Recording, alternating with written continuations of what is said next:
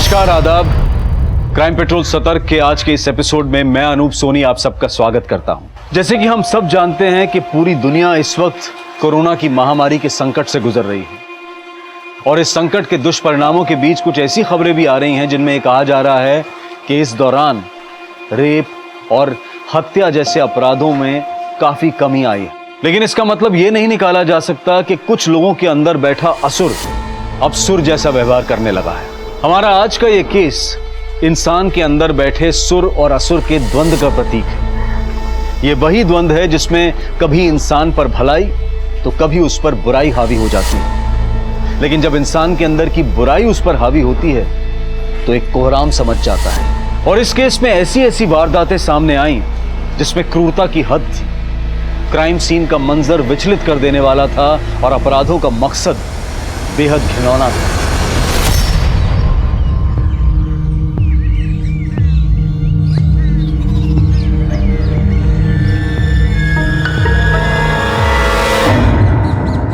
कला, आरती, खुशबू, ये दौड़ एक दूसरे को हराने का परीक्षा नहीं है, तुम तीनों की एकता का परीक्षा है, समझ रहे हो? इसीलिए तीनों को एक ही रस्सी बांधा है मैंने। आप तीनों को 30 सेकंड में उस झंडे तक पहुंचना है। 30 सेकंड में तो तालमेल मजबूत होना है, सिर्फ पैरों से नहीं दौड़ना है, दिमाग से दौड़ना चाहिए। तो तैयार हो? हाँ माँ। खुशबू? हाँ। 1 2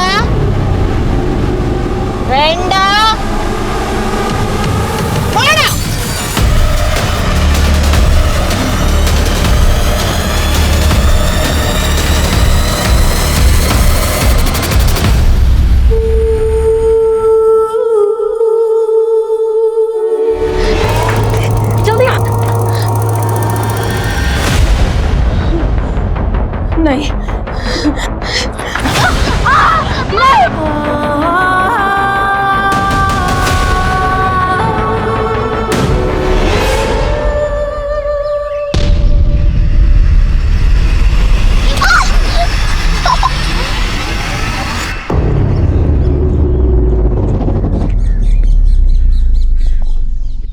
क्या ये? अम्मा, वो सब खुशबू की वजह से हुआ था। बस सफाई नहीं देना है। एकता टूटी तो पता है क्या होता है? सजा। एकता तोड़ी तो सजा तीनों को बांटनी पड़ेगी।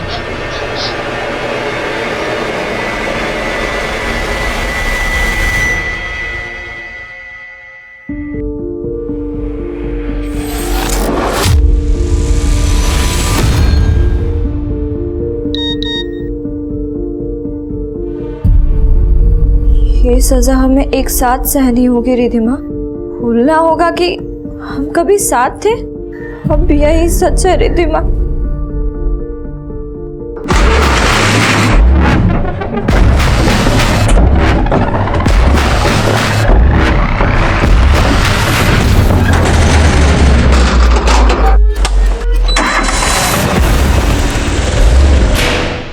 प्लीज फोन मत काटो।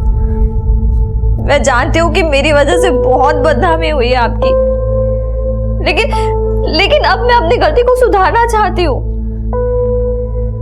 मैं इस बोझ को लेकर नहीं जी सकती कि मेरी वजह से ये बदनामी हो। रिधिमा,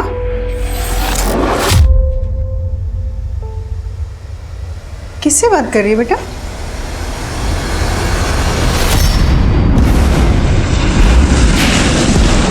तुमने इतना बड़ा सच मुझसे छिपाया रिधिमा?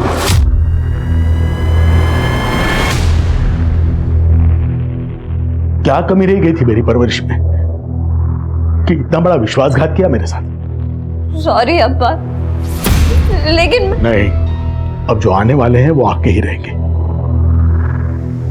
और अब सिर्फ वही होगा जो मैंने तय किया है।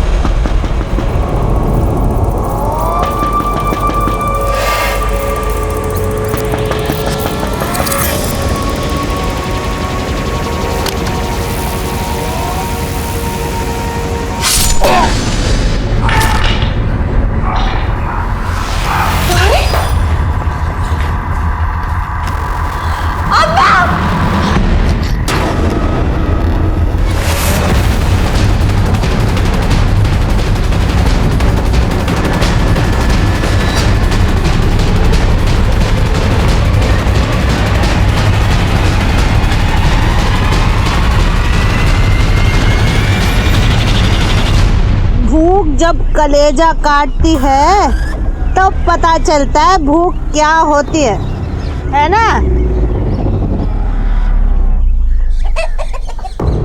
ये देखो, इसमें जो मुर्गा है ना, ये मेरे खाने का स्वाद बढ़ाएगा। ये लो, ये जो तुम्हारा शिकार है ये इसमें कैद है, पर काटना तुमको पड़ेगा।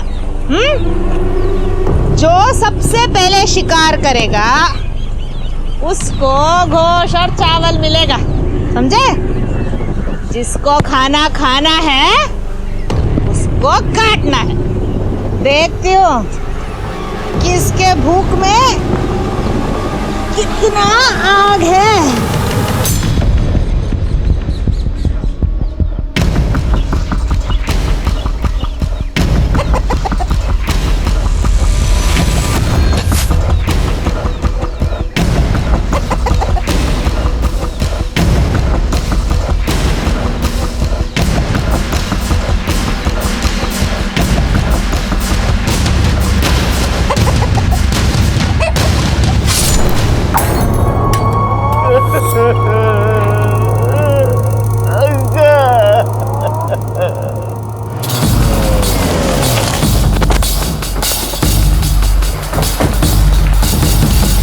इंस्पेक्टर साहब अंकल मेरे, मैं इधर आया तो दरवाजा खुला था साहब, मैं अंदर आके देखा तो बाहर चलिए, आइए बाहर आइए, बाहर आइए।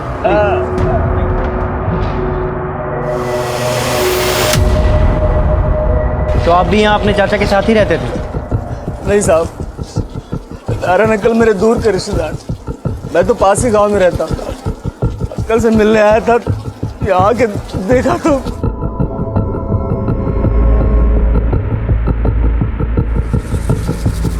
कपिल लाइट ऑन करो।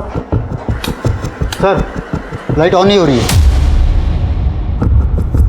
बाहर जाके चेक करो कि बाकी के घरों में भी लाइट नहीं है, फिर यहीं पे नहीं है। ये तीनों मर्डर बहुत ही ब्रूटल है सर।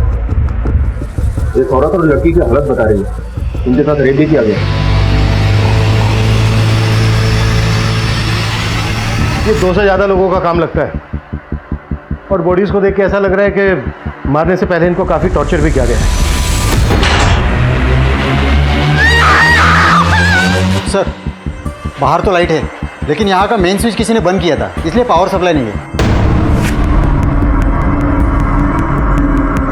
मेन स्विच बोर्ड घर के बाहर है और घर में फोर्स्ड एंट्री के कोई निशान नहीं। ऐसा लग रहा है जैसे अटैकर्स ने पर्पसली पहले मेन स्विच ऑफ किया। स्विच ऑफ होने के बाद घर वालों में से किसी ने घर का मेन दरवाजा खोला होगा और तभी अटैकर्स ने उनसे धावा किया। सर शायद उनका इरादा सिर्फ रेप और मर्डर का ही नहीं था, घर में काफी लूटपाट भी की गई है।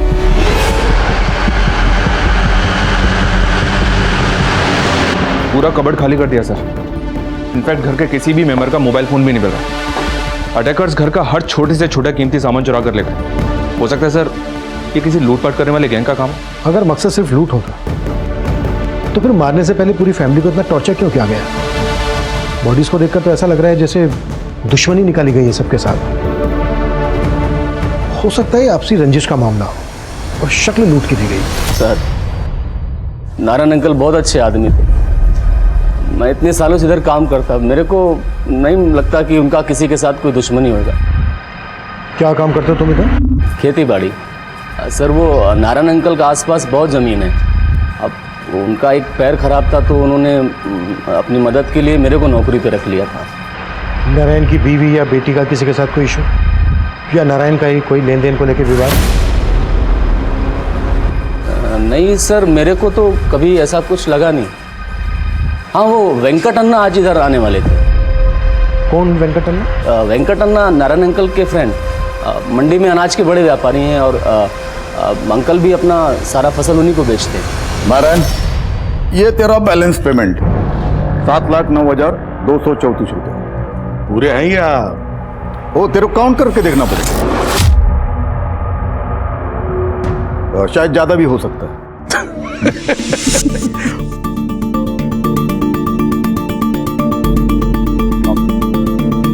Thank you.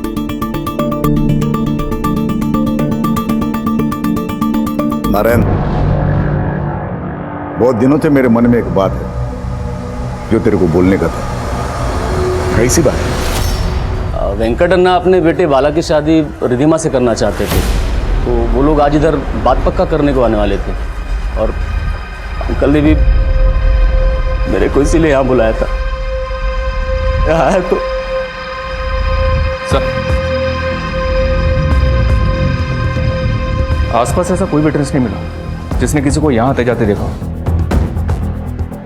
वो सिद्धेश बोल रहा है कि नारायण के दोस्त वेंकट अन्ना और उनका बेटा बाला यहाँ आने वाले थे। उनसे मिलते हैं, शायद उनसे नारायण के बारे में कोई जानकारी मिल जाए।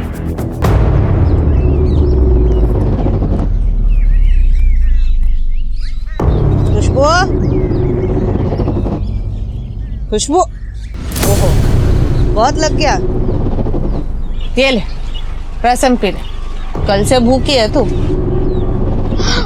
नहीं, ये खून है, मैं नहीं पीऊंगी। खुशबू, ये खून नहीं है, रसम है। रोना बंद करो, मजबूत होने का। P low. रुको, कहाँ भाग रहे हो? रुको, खड़े होके क्या देख रहे हो? जाओ पकड़ो।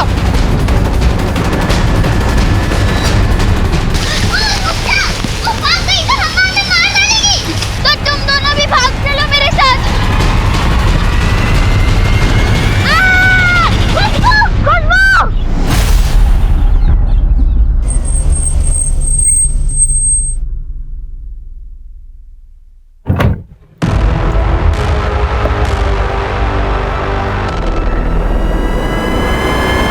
बाला, तेरे को इतना जल्दी मुंबई वापस क्यों जाने का? पापा, मेरा मुंबई वापस जाना पहले से ही तय था, और वैसे भी जिस मकसद से मुझे आपने बुलाया था वो मकसद तो होने से रहा, तो लेट मी गो।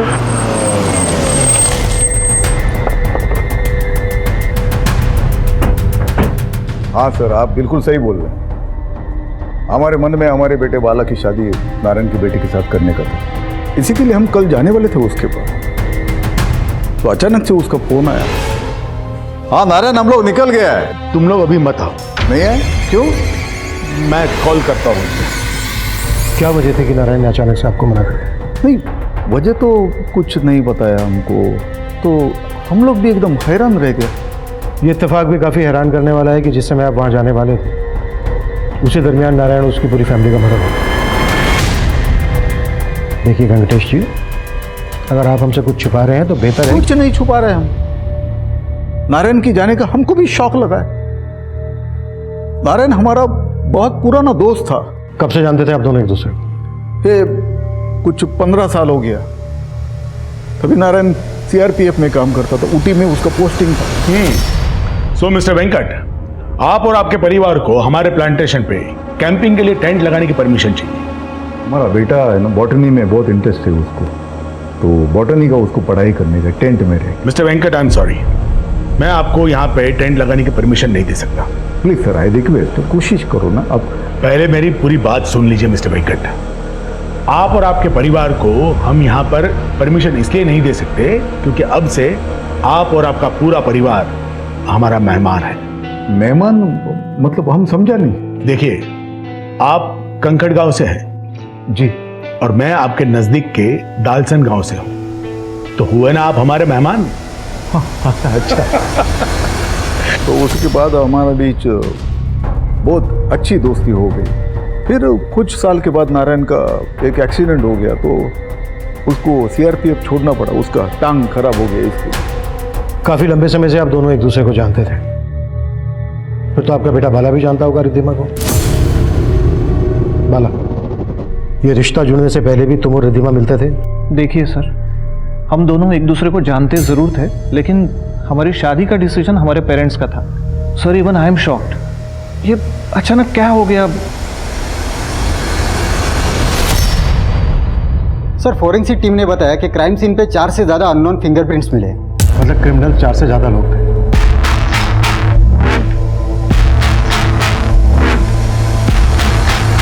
हो सकता है नारायण फैमिली की सुपारी दी गई हो। पॉसिबल है सर, क्योंकि नारायण उस कस्बे का बड़ा जमींदार था, और पूछताछ में यही पता चला कि सब लोग उसकी बड़ी इज्जत करते थे। किसी भी प्रकार के विवाद का कोई हिंट नहीं मिला, और वेंकट से उसके व्यापारिक रिश्ते भी अच्छे ही थे। और बेटी का रिश्ता पक्का होने से पहले ये कांड हो गया। वजह जरूर कोई बड़ी रही होगी। कपिल, नारायण के सीआरपीएफ के कलीग से भी मिलो, शायद उनसे नारायण के बारे में कोई इन्फॉर्मेशन मिल जाए। सर। एक मिनट कपिल, ये नारायण फैमिली के फोटोग्राफ्स में कुत्ता भी दिख रहा है, देखने में काफी फ्रेंडली लग रहा है, शायद पालतू होगा। लेकिन सर, क्राइम सीन पे हमें ऐसा कोई कुत्ता दिखाई नहीं दिया। हाँ मतलब उस वक्त तो नहीं लगा। सर नारायण, रिधिमा और उसकी मां सुनैना की पोस्टमार्टम रिपोर्ट आ गई है। रिपोर्ट से कंफर्म हो गया है कि रिधिमा और सुनैना का गैंग रेप हुआ है। और सर रिपोर्ट में चौंकाने वाली बात यह भी है कि मर्डर से कुछ ही दिन पहले रिधिमा ने अबॉर्शन करवाया। अबॉर्शन? जी हाँ सर। इसका मतलब रिधिमा का किसी के साथ अफेयर चल रहा था, पर किसके साथ? अफेयर का तो अभी तक कोई क्लू नहीं मिला सर, लेकिन मर्डर से तकरीबन 30 मिनट पहले रिधिमा के फोन से किसी ने उमा नाम की एक औरत को कॉल किया था। ये उमा कोई और नहीं, नारायण के भतीजे सिद्धेश की बीवी है। सिद्धेश की बीवी? जी हाँ सर। और पता चला है कि उमा भी नारायण के यहाँ काम करती थी। उमा भी नारायण के घर में काम करती थी और उस टाइम पर नारायण के घर पर मेहमान आने वाले। इस लिहाज से तो उमा को नारायण के घर पर होना चाहिए था, लेकिन वहां पर हमें मिला सिर्फ सिद्धेश, और सिद्धेश ने भी अपनी बीवी के बारे में हमें कुछ नहीं बताया।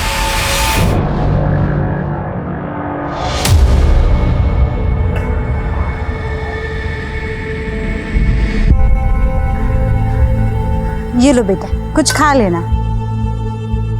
मैं भिखारी नहीं हूँ आंटी। तो फिर तुम यहाँ क्यों बैठी हो? और तुम्हारी माँ कहाँ है?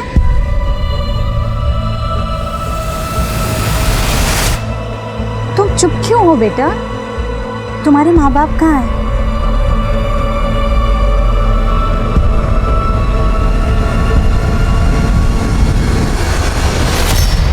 सर उमा तो मार्केट गई है, तो उसको आने में थोड़ा टाइम लगेगा, तो मैं उस फोन लगाओ और जल्दी आने के लिए बोलो। हाँ हाँ, फोन लगा।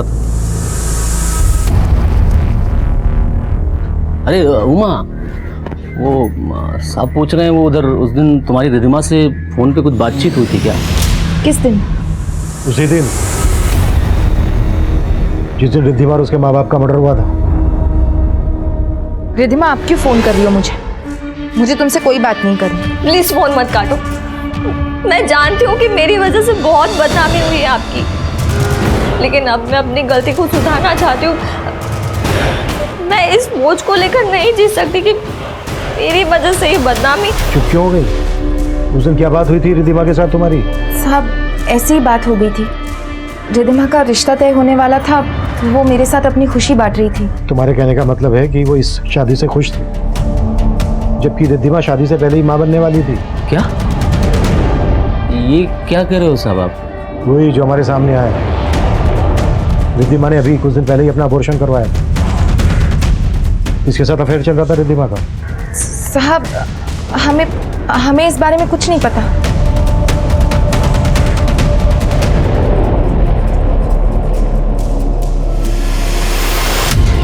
ये नारायण जी की फैमिली के साथ जो कुत्ता है, किसका है?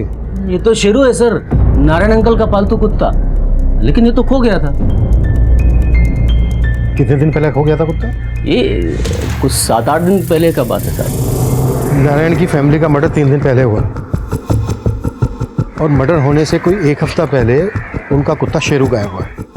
शेरू काफ़ी अच्छी नस्ल का है, रोबिला है। अगर वारदात के वक्त पर यह होता तो वारदात को अंजाम देना इतना आसान नहीं होता। तो आपको लग रहा है सर शेरू का गायब होना भी इन हत्याओं से जुड़ी साजिश हो सकती है? और हमें यह भी पता लगाना है कि रिधिमा के पेट में किसका बच्चा है। रिधिमा के सभी सोशल अकाउंट खंगालो और आसपास के मैटरनिटी क्लिनिक्स में पता करो कि उसने अबॉर्शन कहाँ पर करवाया है।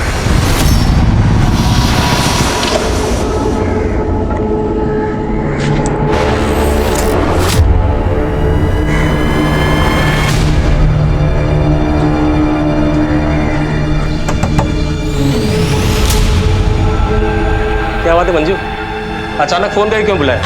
सरप्राइज है। अरे क्या सरप्राइज है, बताओ ना। हाँ तो ये देखो,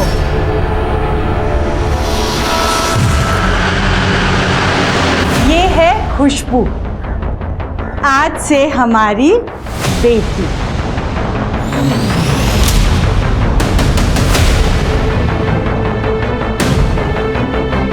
खुशबू की मां एक रेप विक्टिम थी, लेकिन अब वो किस हाल में थी, कहां थी, इस बात से खुशबू भी अनजान थी। लेकिन क्या वो दंपत्ति जो खुशबू को अपनी बेटी मान रहा था, क्या वो सच था या फिर वाकई इसके पीछे भी कोई साजिश थी? और वो औरत कौन थी जो खुशबू और बाकी बच्चियों का एक कठोर इम्तिहान ले रही थी? वहीं दूसरी तरफ नारायण का परिवार बेहद ही क्रूर हत्याओं का शिकार हुआ। लेकिन इन हत्याओं के एक हफ्ता पहले नारायण के पालतू कुत्ते शेरू के गायब होने का क्या इस सब से कोई ताल्लुक था?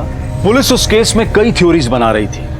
रिधिमा के अफेयर के एंगल के साथ साथ नारायण और उसकी बीवी से जुड़ी छोटी से छोटी बात पता की जा रही थी। सर, सुनैना के कॉलिकोट से एक पेट क्लिनिक का नंबर मिला है, जहाँ सुनैना अक्सर शेरू को लेकर जाती थी। वहाँ की वेट सुनैना की बहुत अच्छी दोस्त थी। उसने बताया कि जब एक बार उमा नारायण के घर से जा रही थी तो शेरू ने उसका थैला झपट लिया था। थैले में एक सोने का हार था सर, जिसे उमा चुरा कर ले जा रही थी, और इसी वजह से नारायण ने उसे काम से निकाल दिया था। जबकि उमा हमें अपने काम पे ना जाने की वजह तबीयत खराब होना बता रही थी। इस लिहाज से तो शेरू के गायब होने के पीछे उमा का हाथ भी हो सकता है। हाँ कपिल बोलो। सर, रिद्धिमा ने जिस मैटरनिटी क्लिनिक में एबॉर्शन करवाया था उसका पता चला है।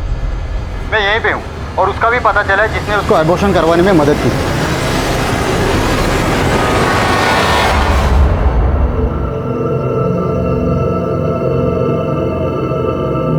बाला सुन, तेरे को जिधर जाने का उधर जा, तेरे को जितना कोशिश करने का कर, लेकिन ऐसा मत सोचना कि तेरी कोशिशों में तू सफल हो जाए। चंद्रेश, गाड़ी निकल, मुझे फ्लाइट मिस नहीं करना है।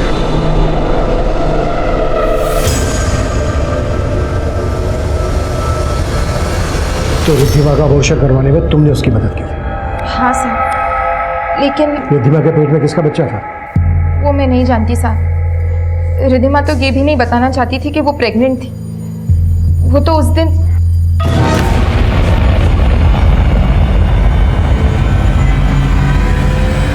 क्या हुआ रिद्धिमा?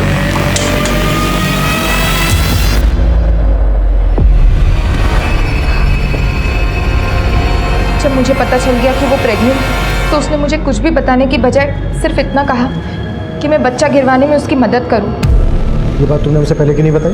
मैं डर गई थी साहब, अगर आप मुझे गलत समझ लेते तो। उमा, तुम्हें गलत समझने की और भी वजह है हमारे पास। चोरी का इल्जाम लगा था तुम पर। साहब ये झूठ है, मैंने कोई चोरी नहीं की थी। वो हार तो खुद रिद्धिमा ने मुझे दिया था। ये लीजिए। नहीं नहीं रिद्धिमा, मैं ये नहीं ले सकती। दीदी, आपने मेरी इतनी मदद की है, प्लीज मना मत कीजिए, लीजिए ना। और प्लीज किसी को बताना मत।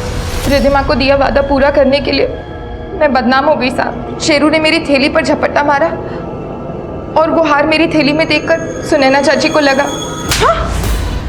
हम लोगों ने तेरे परिवार के लिए इतना सब कुछ किया और तुम मेरे घर में चोरी की? नहीं नहीं, मैंने चोरी नहीं की, आप गलत समझ रहे हैं। मैंने रिद्धिमा के लिए जिल्लत से, क्योंकि उनके परिवार के हम पर बहुत एहसान है साहब। तो इसी जिल्लत का बदला लेने के लिए तुमने ये कांड करवाया। तुम्हारा पति भी शामिल था ना इसमें? कहीं ऐसा तो नहीं है कि रिद्धिमा के पेट में तुम्हारे पति का बच्चा था? नहीं नहीं साहब, आप ये क्या बोल रहे हैं? वो बच्चा तो क्या? रिद्धिमा के पेट में किसका बच्चा था उमा?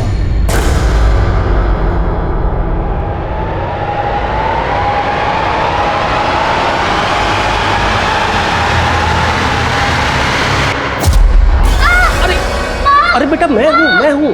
क्या? अरे तुम्हारी बेटी ना बहुत डरती है मुझसे। अरे ये तुमसे नहीं डरती है, ये अपने बुरे सपनों से डरती है ना बेटा।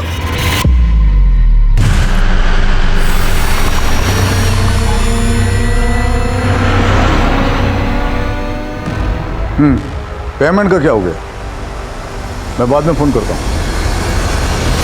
आप लोग फिर से क्या बात है? वो तो आपका ड्राइवर और आपका भांजा चंद्रेश ही बताएगा। लेके चलो इसे। चल।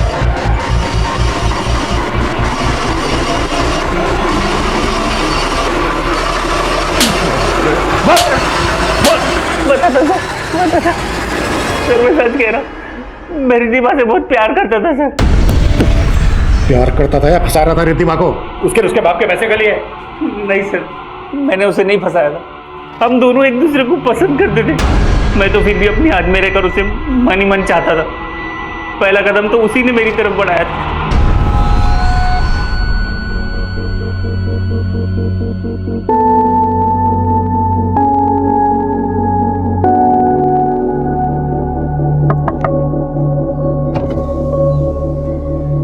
चलो देख लो अच्छे से।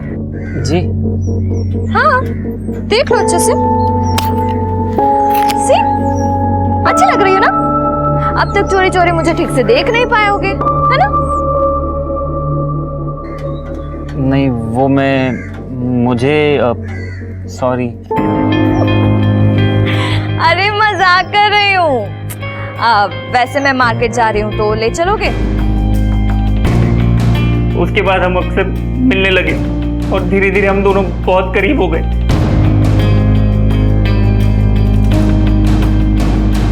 तो रिद्धिमा के पेट में तेरा बच्चा था?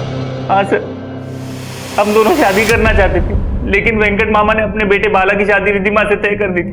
उनके खिलाफ जाने की हिम्मत मुझ में नहीं थी, इसलिए मैंने रिद्धिमा को कहा था वो मुझे भूल जाए। ये सजा हमें एक साथ सहनी होगी रिद्धिमा। भूलना होगा कि हम कभी एक थे। अब यही सच है। फिर क्या हुआ मुझे नहीं पता। मैं तो खुद हैरान था कि रिद्धिमा के अप्पा ने वेंकट मामा को फोन करके वहां आने से मना क्यों किया। तुम लोग अभी मत आओ। नहीं है? क्यों? मैं कॉल करता हूँ। लेकिन सर मुझे बाला पे शक है सर। अच्छा।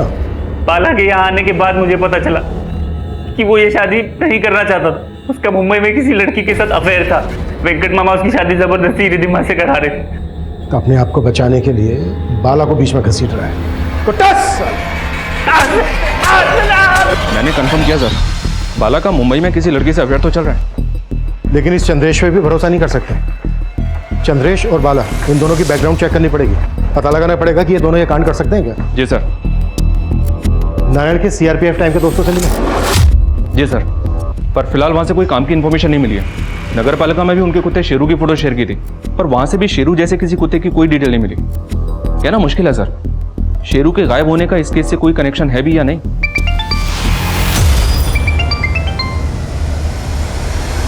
हाँ बोलो।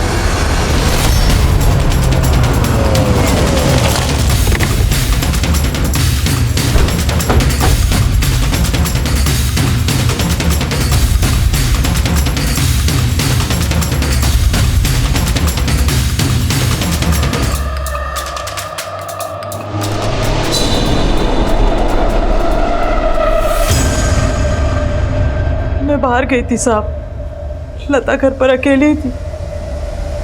आप इस आके देखा तो लता ने आत्महत्या। आपको ऐसा क्यों लग रहा है कि लता ने आत्महत्या ही की है? ऐसा भी तो हो सकता है कि जहर लता को किसी ने जबरदस्ती पिलाया। नहीं साहब, पहले भी लता ने कोशिश की थी आत्महत्या करने की।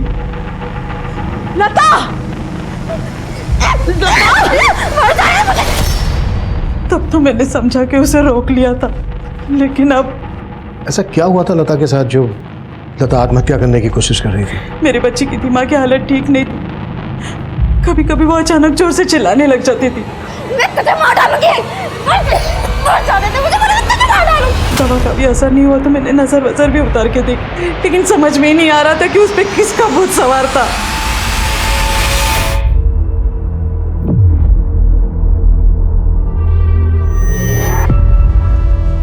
क्या लगता है तुम्हें ये सब करने से वो मुझसे डरना बंद कर देगी? बोला था ना, वो तुमसे नहीं डरती है, वो तो बस अपने।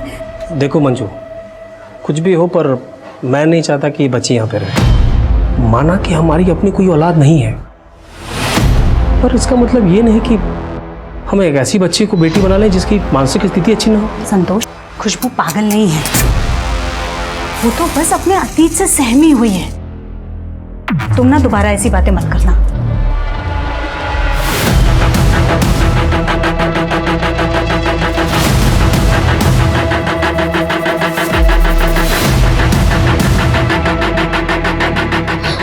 चिल्लाना मत, समझी? जो बोल रहा हो ध्यान से सुन। चले जाए यहाँ से। और मंजू को कुछ भी कहा ना तो मुझसे बुरा कोई नहीं होगा, समझी?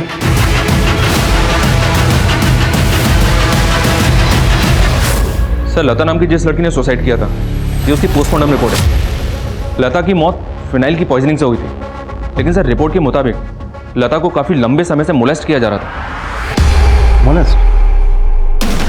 लेकिन लता की माँ ने तो कहा था कि लता की दिमागी हालत ठीक थी। हो सकता है सर लता की माँ हमसे कुछ छुपा रही है।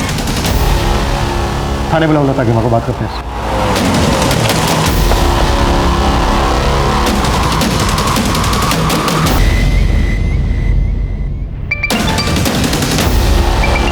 हेलो सर, लता की माँ के घर पे तो ताला लगा हुआ है और सर उसका फोन भी स्विच ऑफ आ रहा है। सर वो यहाँ किराए पे रहती थी और पड़ोसी से पता चला है कि वो कल ही घर खाली करके चली गई है।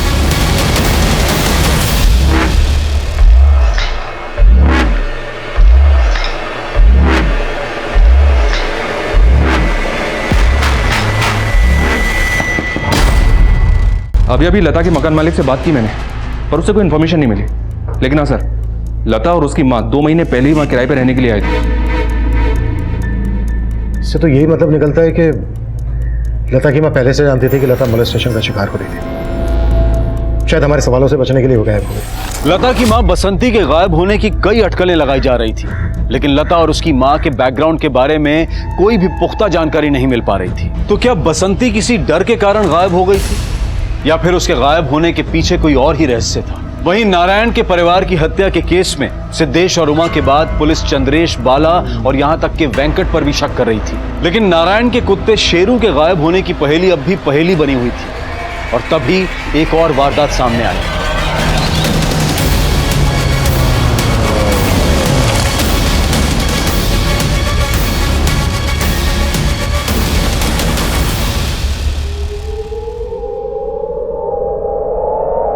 लाइट ऑन करो। सर लाइट नहीं है यहाँ। क्या? मेन स्विच ऑफ था सर। इस घर में भी मेन स्विच घर के बाहर है, और नारायण के घर का मेन स्विच भी घर के बाहर था। मर्डर से पहले नारायण के घर का भी मेन स्विच ऑफ किया गया था, और यहाँ का भी मेन स्विच ऑफ किया गया। सर देखकर तो ऐसा लग रहा है कि ये मर्डर्स कुछ दिन पहले हुए होंगे। वारदात का एमओ भी बिल्कुल नारायण की फैमिली के जैसा लग रहा है। इस लड़के को भी बिल्कुल उसी तरह मारा गया जैसे नारायण को, और इस लड़की का भी रेप किया गया। और नारायण के घर में भी लूट की गई थी, इस घर में भी लूट की गई। कहीं ये किसी लूट करने वाले गैंग का काम तो नहीं है? गौतम, आसपास के थानों में पता करो कि इस तरह के केसेस कहीं और भी रजिस्टर हुए हैं क्या, और पड़ोसियों को बुलाओ। सब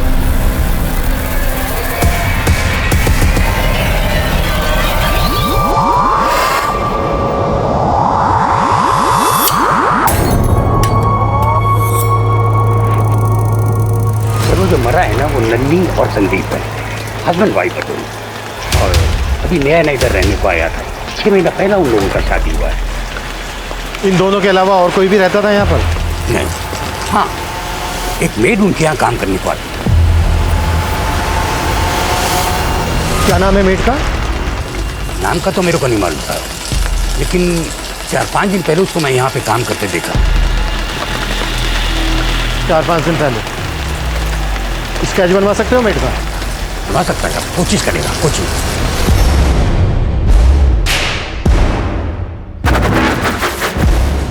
आप मुझे मेरी माँ जैसा ही प्यार करती हैं, लेकिन क्या? माँ जैसा क्यों? माँ ही हूँ मैं तेरी। पर वो कौन? संतोष।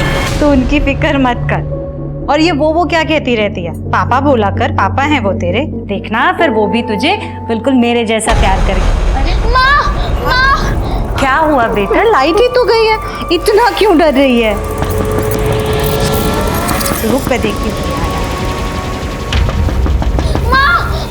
मत जाओ माँ, मत जाओ, दरवाजा मत खोलो। नहीं। मंजू, दरवाजा क्यों नहीं खोल रही? कब से नॉक हो रहा है?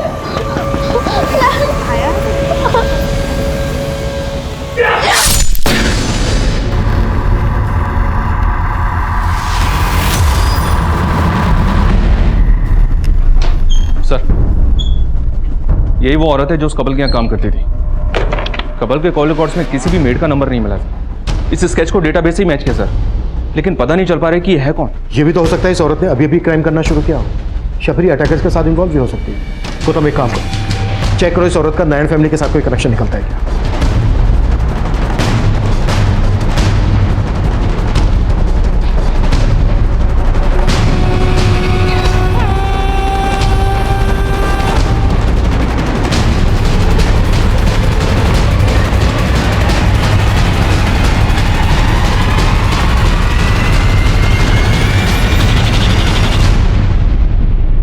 औरत को तो मैं जानता सर, सर ये जब अंकल ने उमा को घर से निकाला तो इधर काम मांगने को आए थे।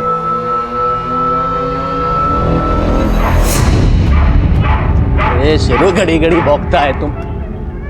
ए क्या है? साहब हमें पता चला यहाँ काम वाले की जरूरत है तो काम ढूंढ। अरे इधर कोई काम वाम नहीं है, चलो। वो दिन मैंने इसको पहली और आखिरी बार देखा, उसके बाद फिर कभी नहीं देखा। हेलो, क्या? सब मैं मंजू से मिलने आई थी, अंदर देखा तो मंजू और उसका पति था।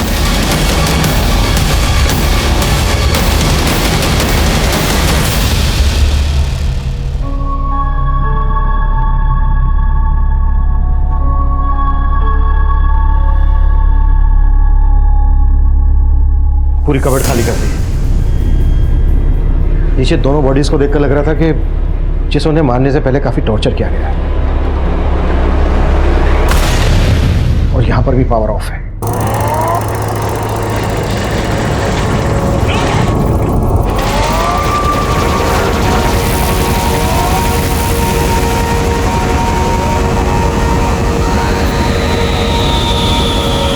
हाँ साहब, मैंने पहले भी इसको एक दो बार यहाँ आसपास मंडराते हुए देखा है।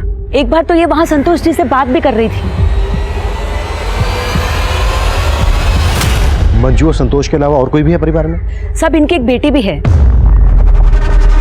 बेटी?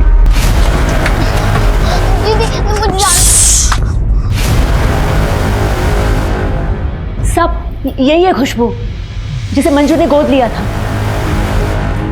कहां से गोद लिया था उन्होंने खुशबू को? सब वो तो नहीं मालूम।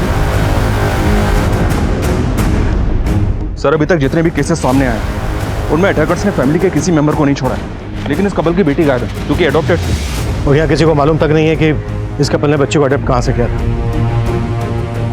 गौतम, बच्ची के फोटो सर्कुलेट कर, बच्ची की जान खतरे में हो सकती है। उस यंग कपल के यहाँ जो मेड काम करती थी सर, उस मेड का स्केच मैंने हर जगह दिखवाया।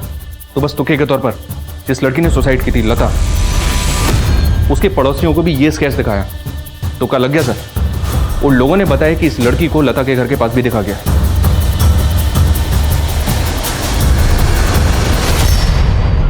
ये खुशबू तो तेरी लता से भी 2 कदम आगे निकली। सुना येड़ू अम्मा के हाथ से निकल गई थी, वो तो अच्छा हुआ मिल गई, वरना हमारा तो सारा खेल ही खत्म हो जाता। तभी तो इसका हाल लता से भी ज्यादा बुरा हो रहा है।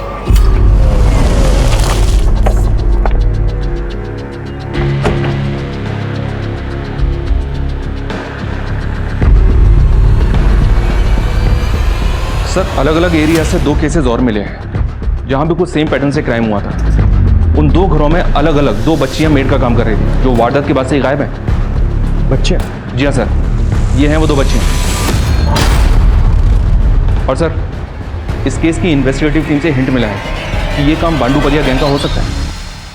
बांडूपलिया गैंग? जी हाँ सर। और सर बांडूपलिया गैंग का एमओ भी हमारे केसेस से मिलता जुलता है। ये लोग भी रेकी के लिए अपनी बच्चियों और औरतों का इस्तेमाल करते हैं। टारगेट के दिन घर की बिजली काट देते हैं, फिर मेल विक्टिम्स की गला काटकर हत्या कर देते हैं, फिर घर में लूटपाट, और फिर फीमेल विक्टिम्स का ब्रूटल रेप और उसके बाद उनकी भी हत्या। लेकिन ये बांडूपलिया गैंग तो 2 साल पहले खत्म हो गया था। उसका सरगना कुट्टी जेल में हो। जी हाँ सर, लेकिन इंफॉर्मेशन मिली कि कुट्टी की बीवी यदुरम्मा ने इस गैंग को फिर से खड़ा कर दिया, और अब ये कहां से ऑपरेट हो रहा है इस बात का पता नहीं चल रहा। हाँ बोलो। साहब ये बच्ची तो मंजू मैडम को यहीं पे मिली थी, कुछ लोगों के साथ बैठकर भीख मांग रही थी। साहब मुझे तो आश्चर्य तब हुआ जब मैंने ये सुना कि मंजू मैडम ने आदिवासी लड़की को गोद लिया है। आदिवासी की बच्ची? हाँ साहब, कलसान जंगल के पास आदिवासी झुग्गियों में मैंने इसे पहले भी देखा है। अपना कौन अपना होता है? ये तो कभी हमारी थी नहीं, हमारी गलती है जो इसको अगवा करके लेके आए। चल।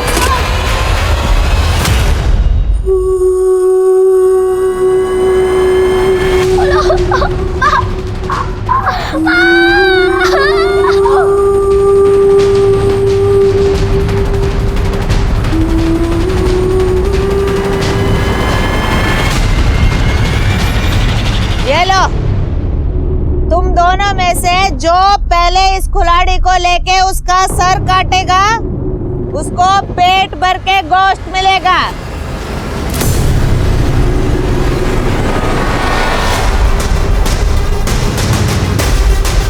एक दूसरे का चेहरा क्या देख रहे हो? जल्दी करो। 1 2 3 चलो कला, चलो।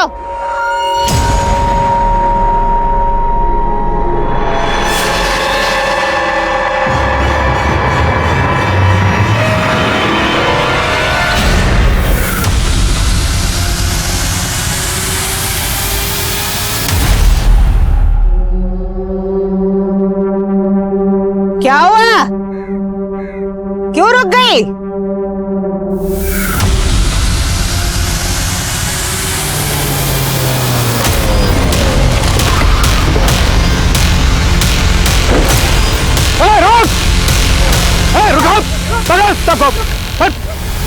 चल चल डालो सबको गाड़ी में। चल चल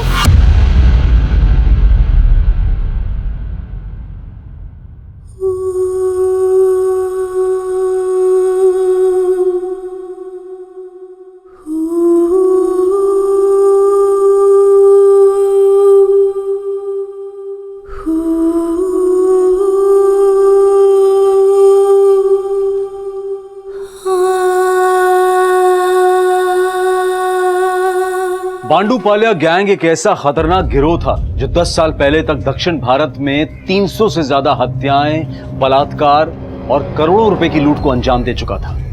लेकिन केरला, कर्नाटका और आंध्रा की पुलिस के जॉइंट मिशन में इस गिरोह के ज्यादातर मर्द पकड़े जा चुके थे। लेकिन हैरानी की बात यह थी कि इस गिरोह की औरतों ने इस गिरोह को फिर से तैयार कर लिया था। गिरोह की महिलाएं और बच्चियां अलग अलग तरीके से अपने टारगेट पर नजर रखती और फिर अपराध को अंजाम दे दिया जाता। नारायण के परिवार को भी इसी गिरोह ने टारगेट किया था। इस गैंग में हर किसी का एक अहम किरदार था। बसंती लूट का सोना बेचा करती थी और उस पर किसी को शक ना हो इसलिए वो अलग रहती थी। लेकिन उसकी बेटी लता इस गिरोह का रक्तपात देखकर अपना मानसिक संतुलन खो बैठी। वहीं खुशबू इस गिरोह का हिस्सा ही नहीं थी, बल्कि 2 साल पहले उसका परिवार इस गिरोह का शिकार बना था और खुशबू को अगवा करके जबरदस्ती इस गिरोह के अपराधों का भागीदार बनाया जा रहा था। 2 साल पहले खुशबू की मां का इस गिरोह के द्वारा रेप और उसकी हत्या कर दी गई थी। अपनी मां को खोने के बाद उसने मंजू को भी खो दिया था, जो सही मायनों में उसे अपनी बेटी मान बैठी थी। खुशबू अब अनाथ है, लेकिन उसकी देखभाल और उसके इलाज की जिम्मेदारी एक एनजीओ ने उठाई है। अब मैं अनूप सोनी आपसे विदा लेता हूं। फिर मुलाकात होगी क्राइम पेट्रोल सतर्क में एक और नए केस के साथ। तब तक अपना और अपने परिवार का ख्याल रखें, सतर्क रहें, सुरक्षित रहें और देखते रहें क्राइम पेट्रोल सतर्क। जय हिंद।